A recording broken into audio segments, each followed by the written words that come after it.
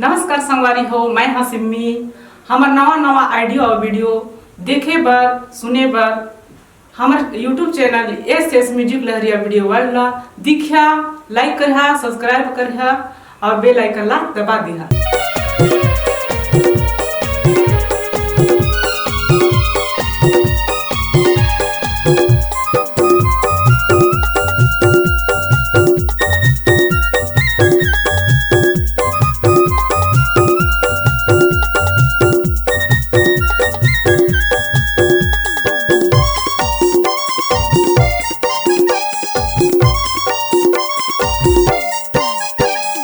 जैसे माँ पहिर के टूरी बम दिखे रे, कैसे मैं पटावा टूरी लाइन देते रे। जैसे माँ पहिर के टूरी बम दिखे रे, कैसे मैं पटावा टूरी लाइन देते रे।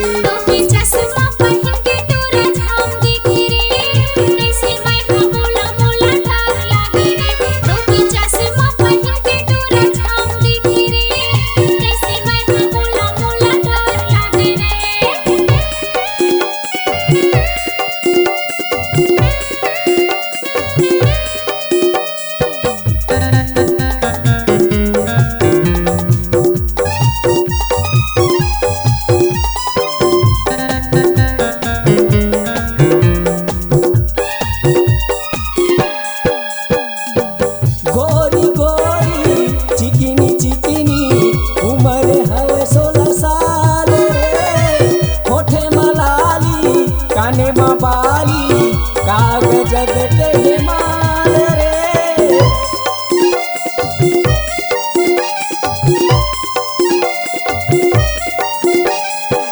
गोरी गोरी चिकिनी चिकिनी उम्र हवे 16 साल रे।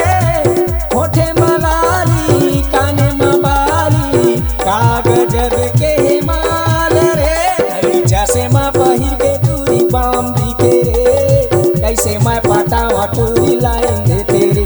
घड़ी जैसे माँ पहिर के टूरी बम दिखे रे, कैसे मैं पटावा टूरी लाइन देते रे।